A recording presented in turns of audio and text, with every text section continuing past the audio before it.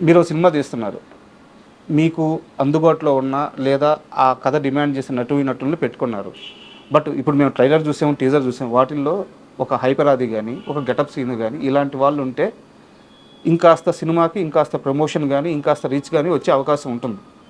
But మీరు ఈ ప్రశ్నకి ఏం సమాధానం చెప్పారంటే అలాంటి క్యారెక్టర్స్ లేవు, అందుకని నేను పెట్టలేదు అని చెప్పారు. క్యారెక్టర్స్ చిన్న క్యారెక్టర్స్ అన్నా ఇంకో సీరియస్ డౌట్ వచ్చేసి, ఇంత కష్టపడి సినిమాని చేస్తున్నప్పుడు వాళ్ళిద్దరూ ఒక 2 సీన్లోనో ఒక సీన్లో కనిపించే ఒక చిన్న ట్రాక్ పెట్టుకోవడానికి మీలాంటి రైటర్లకు పెద్ద కష్టమేం కాకపోవచ్చు.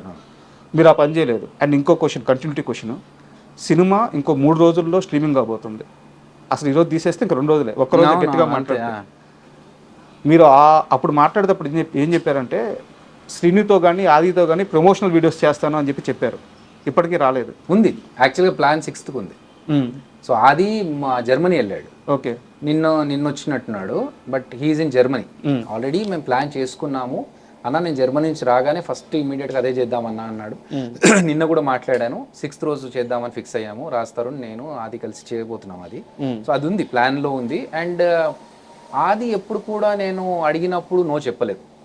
అలాగని చెప్పేసి మనం అది అడ్వాంటేజ్గా తీసుకోకూడదు అనేది నా ఒపీనియన్.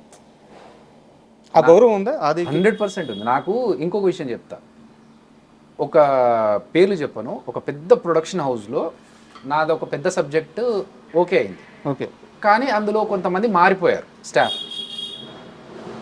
ఒక హిందీలో ఒక పెద్ద హీరో సైడ్ నుంచి మనకు అప్రూవల్ కూడా వచ్చే ఛాన్సెస్ ఉన్నాయి. అది ఓకే కావాలంటే నాకు ఇక్కడ ఈ ప్రొడక్షన్ హౌస్ నుంచి సపోర్ట్ కావాలి. నేను అక్కడ నుంచి వెళ్ళిపోయిన పర్సన్ అడిగా, సార్ ఎలా సార్ మరి ఇప్పుడు అంత పెద్ద హీరో మనకు ఓకే చెప్పేలా ఉన్నారు, ప్రొడక్షన్ హౌస్ ఇది ఉంటే బాగుంటుంది కదా అంటే, ఇప్పుడు అంతా మారిపోయింది కదమ్మా, ఒక పని చెయ్యి, ఆదికి బాగా పరిచయం వాళ్ళు, ఓకే నువ్వు ఆదితో ఒక మాట చెప్పిస్తే అవుద్ది అని అన్నా. ఇప్పుడు నేను ఆదిని అడగడం వల్ల ఆది వెళ్ళి మాట్లాడొచ్చు, కానీ నాకు ఇబ్బంది పెట్టినట్టు పీపుల్ సార్. అది నేను చెప్పాను, పేర్లు చెప్పాను.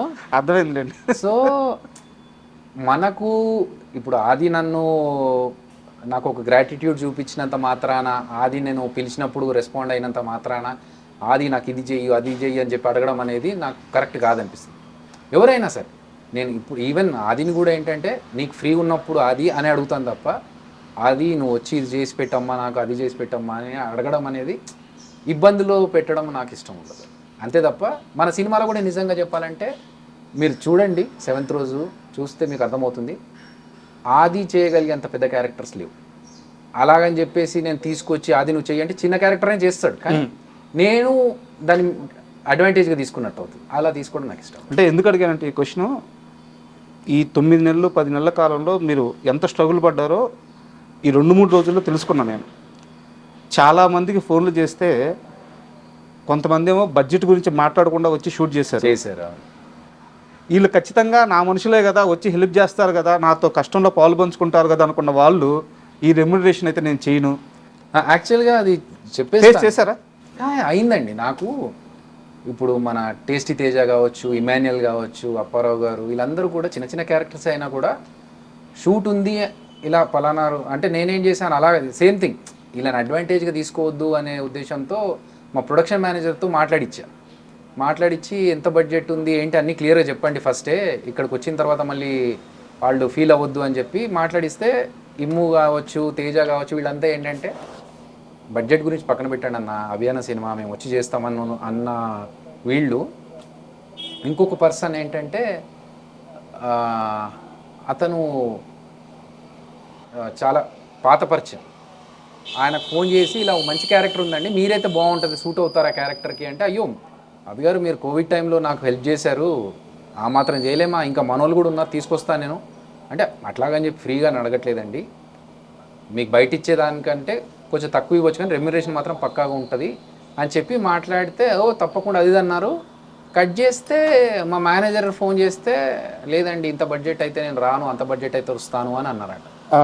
నాకు నమ్మబుద్ధి కాలేదు. అరే ఉండదే అలా, ఆయన మొన్న నాతో మాట్లాడినప్పుడు ఇవన్నీ కాదే, నేను ఇంకో కొంతమందిని తీసుకొస్తాను మన కోసం హెల్ప్ చేసే వాళ్ళని సపోర్ట్ చేసే వాళ్ళని అన్నారని చెప్పి మా డైరెక్షన్ డిపార్ట్మెంట్ పర్సన్కి మా ఫ్రెండ్కి చెప్పి ఒకసారి కనుక్కో, ఎందుకంటే మధ్య మధ్యలో వీళ్ళు ఏమన్నా మిడిల్ మ్యాన్ వీళ్ళు మేనేజర్స్ కానీ వీళ్ళు ఏమన్నా కొంచెం వాళ్ళ పర్సన్స్ని పెట్టడానికి చేస్తూ ఉంటారు కదా, అలాంటిది ఏమైనా ఉందా, లేకపోతే మనం రాంగ్ విన్నామా, అతను రాంగ్ పర్సనా తెలుసుకో అంటే, అతను ఫోన్ చేసి అన్న అదే అతను అదే అంటున్నాడు, బడ్జెట్ ఇంత అయితే తప్పరా అని అంటున్నాడా.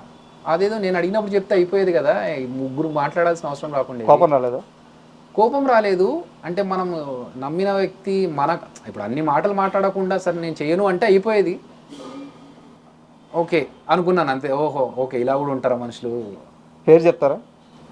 పేరు వద్దులేండి, ఎందుకు ఆయనకు ఎందుకు డ్యామేజ్ వద్దులే. జబర్దస్త్ రిలేటెడ్ పర్సన్ కాదు, బయట పర్సన్. సో అంటే ఓకే ఆయన రిక్వైర్మెంట్స్ ఏమున్నాయో మనకు తెలియదు.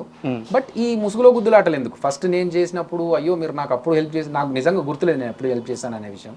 మీరు అప్పుడు అలా చేశారు నాకు, నేను తప్పకుండా రుణం తీర్చుకుంటాను, అది ఇదన్న మాట్లాడాల్సిన అవసరం లేదు. డైరెక్ట్గా నాకు కుదరదు సార్, నేను షూటింగ్లో బిజీ ఉన్నా అంటే నాకు అయిపోతుండే. But okay. అయితే ఈ పీరియడ్లో మీకు మనుషుల చాలా అంతా అర్థమైపోయింది. ఓహో అంటే ఇప్పటివరకు యాక్టింగ్ చేస్తున్నప్పుడు కానీ జబర్దస్త్లో ఉన్నప్పుడు కానీ నా స్కోప్ అంతవరకే ఉండేది. జబర్దస్త్ రిలేటెడ్ పర్సన్స్తోనే నేను మాట్లాడడం, కలవడము, ప్లస్ నా పని నేను చేసుకొని వెళ్ళిపోవడము, మిగతా విషయాల్లో నేను పెద్దగా పట్టించుకునేవాని కాదు. ఎప్పుడైతే ఈ సినిమా విషయాల్లోకి వచ్చి 24 క్రాఫ్ట్స్తో నేను కొలాబరేట్ అయ్యి వర్క్ చేస్తున్నామో, డిఫరెంట్ పర్సన్స్ని కలుస్తున్నామో, కొంతమంది తత్వాలు ఏంటో తెలుస్తున్నాయి, కొంతమంది అంటే ఓకే ఇదే కరెక్ట్ ఏమో అంటే మనం అందరూ మన వాళ్ళు మన కోసం అని చెప్పి మనం ఆలోచిస్తాం, కానీ బయట సమాజం అలాగే ఉంది, అలాగే చేయాలేమో అనేంతగా అర్థమవుతుంది అన్నట్టు సిచ్యువేషన్స్ చూస్తుంటే. బట్ అంటే అందరూ అలా ఉన్నారని మనం మారడం కరెక్ట్ కాదేమో. సరే మనం చేయగలిగేది చేయగలిగేది అండ్